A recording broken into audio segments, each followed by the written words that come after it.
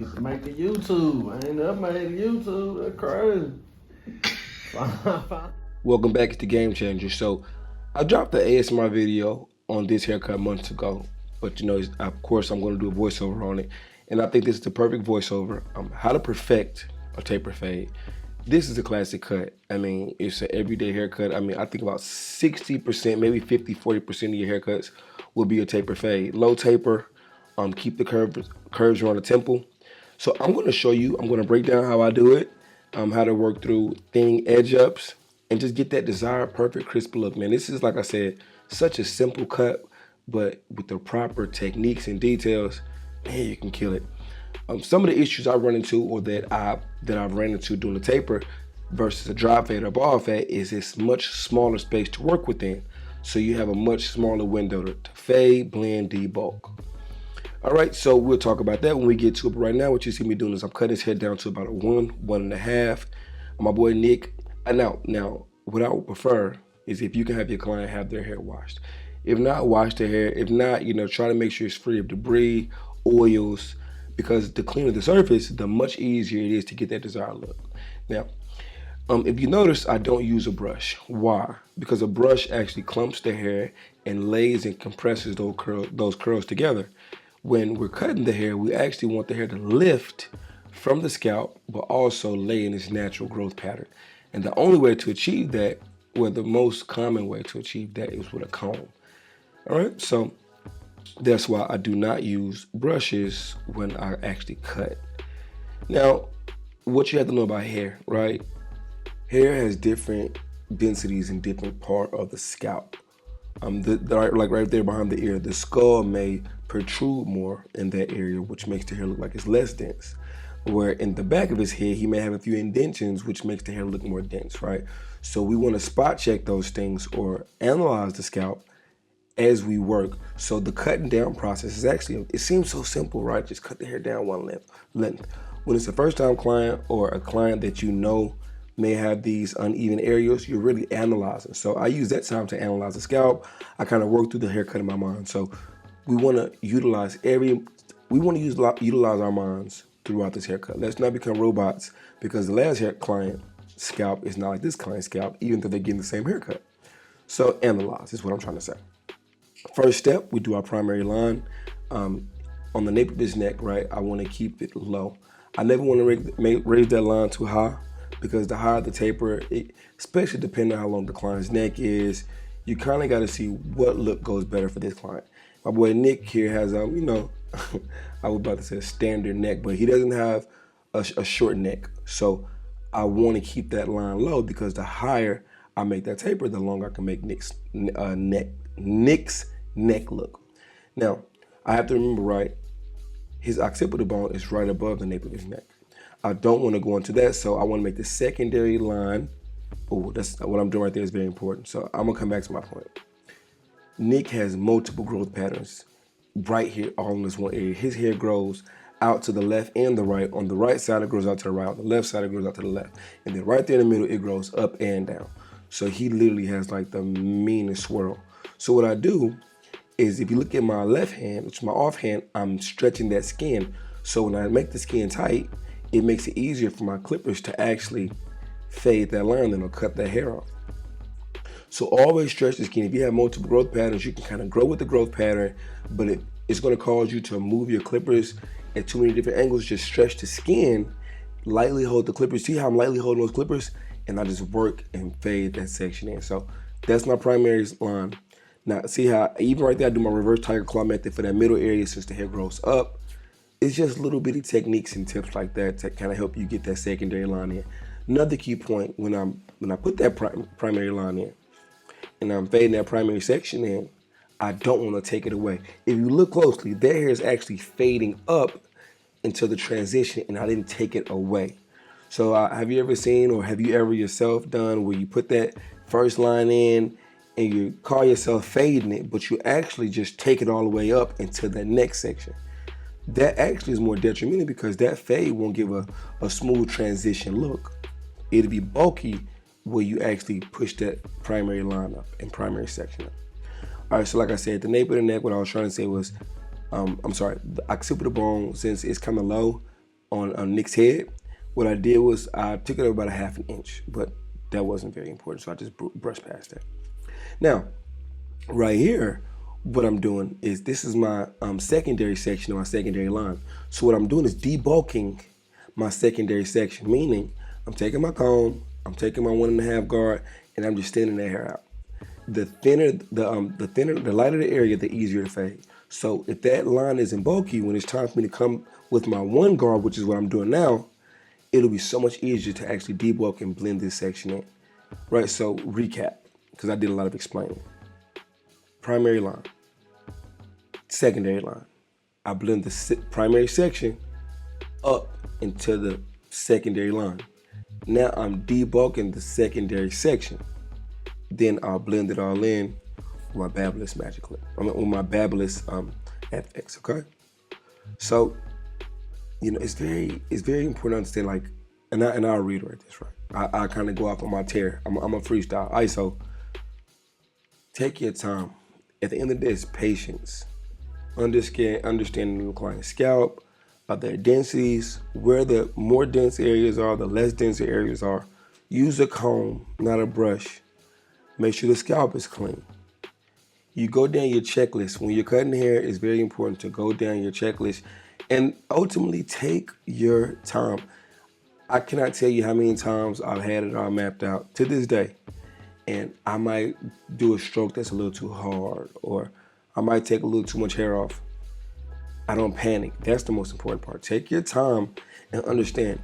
If you work through the process and you understand that you're confident, if you understand that you have it in control and you're confident, it's a win. Now, technique tip. You see I'm using my offhand now to stretch the skin up. The larger I can make my workspace, the easier it is for me to get that transition in a tight window. Remember, we're doing a taper fade. It gets much tighter on the side. So what I'm doing is I'm expanding and stretching the workspace. I can't make Nick's head bigger. So what I do is I actually expand the workspace by stretching the skin. When I do these voiceovers, I really try my best to just give you all the knowledge possible as I watch, and I'm looking for little nuances, little things that I may do to help you out. So that's why I talk quite a bit, because I'm actually just walking you through the process step by step. But yeah, I want you all to watch. And right now I call it notching. See how I'm hitting certain areas, little bitty areas. See, I see a growth pattern difference. I just turn the clipper the opposite way.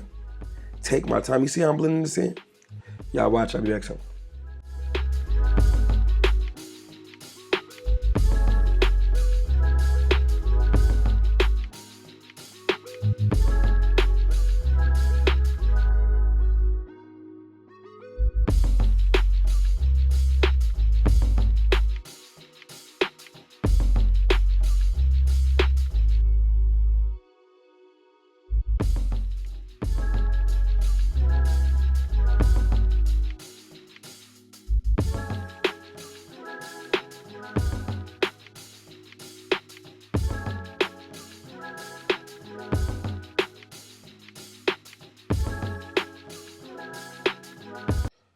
All right, so with the temple taper, same process as on the sides. The only thing is you have a smaller workspace. So you're gonna see me do a lot more stretching with my offhand.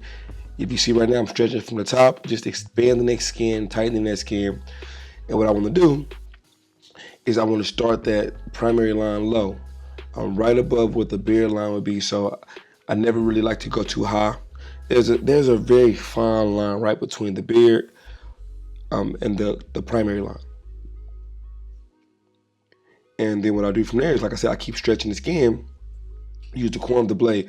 Now, when you have these small work spaces like this, what you can do is use the corner of that blade, because if you notice, the blade or the blade comb on this clipper is pretty wide. And it's hard to pinpoint or detail certain areas. So what I do, like I'm doing right now, stretch the skin and use the corner of the blade. And same thing when I debulk, I use the corner of the blade. Trying to see if there's anything else I want you all to notice or to point out. No, just pretty much watch and, try not to taper too much behind the ear. You notice my primary line it doesn't go behind the ear, because I want to curve the edge up around the backside of the ear. You all watch. I want you to take the tools that I implemented. I want you to take the tools, implement them in your studies, And watch. If you have any questions, leave in the comments. I'll be back when it's time for the edge up. Right now I'm just debulking with the grain. We talked about those growth patterns, but the density. And if you see, I use the corner of that blade to kind of cut the hair down more. All right, watch me debulk and blend this transition, and I'll be back soon.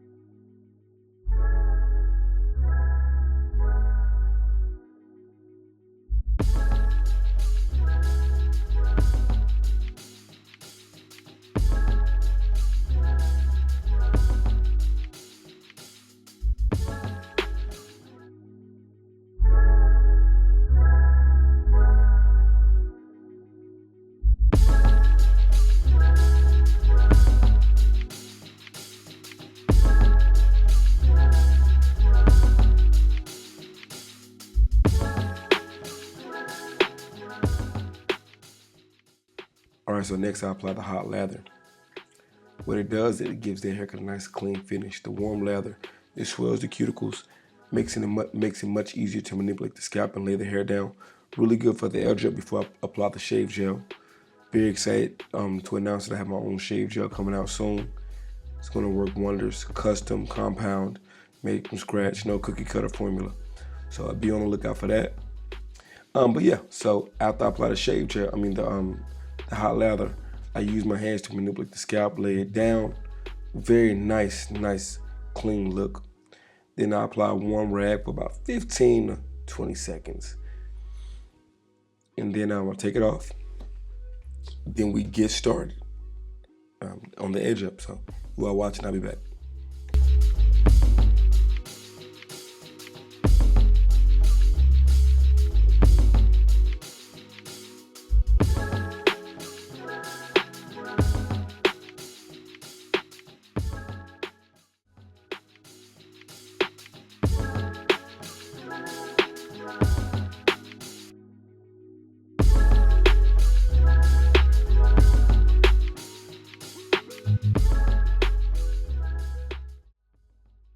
Also, when you take that rag off and you massage the hair back down the scalp, look for any imperfections in the fade and the taper and the haircut.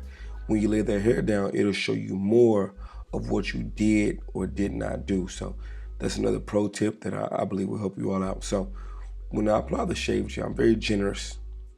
It's weighted, so the more shave gel I use, the heavier it is on the hair, which lays it down and prevents it from running or curling up. So that way the edge up will look at home like it does nearly at the shop. Now, if you notice, I'm stretching from the top and the bottom so I can keep that hair, that edge up nice in the middle. Now, I'm not chasing the perfect edge up, meaning I'm not pushing them back to get a nice clean look. I edge them up naturally to where his hair is thickest, and then we'll work around there. You will not believe how amazing a nice crispy edge up can make the edges look without having to push them back. So you notice I'm pulling and I'm using the top of the blade with a slight tilt, and I'm not even heavy-handed. When I use the curves, I like to use that bendable blade to actually curve that arch, which is much easier for me. But again, I'll stress keeping it natural. You just, try it out. Go natural on the edge up. And then at the end of the haircut, decide how it looks, Don't let these social media haircuts fool you, right? Take your time, because it's all about the grow back as well. See, I'm using my offhand to stretch the scalp. All right, so you all watching, I'll be back.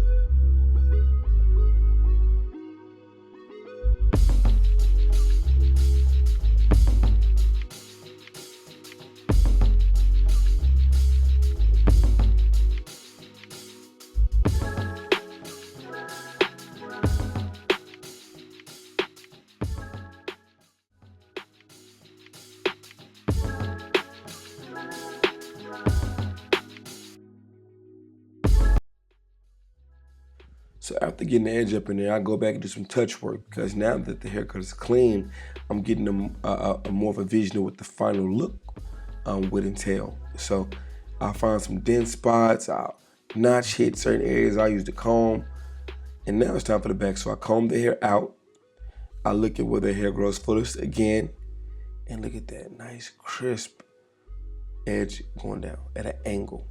Y'all can't tell me that don't look fly. Yes. I mean, I love it. Use that backhand to stretch. I'm about to show you how my boy came in. I really hope you all enjoyed this haircut. If you did, if you found something useful, please like, share, subscribe.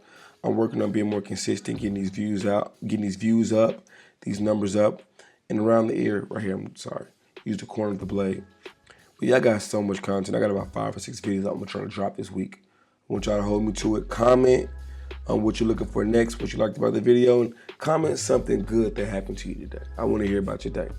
I hope you all enjoy cleaning up, do the cleanup work here. You can do it with scissors, or you can do it with the clipper. I'll talk about that more in the next haircut. Hope you all enjoy. Take care. The before and after is about to come. Take care. GameChanger out.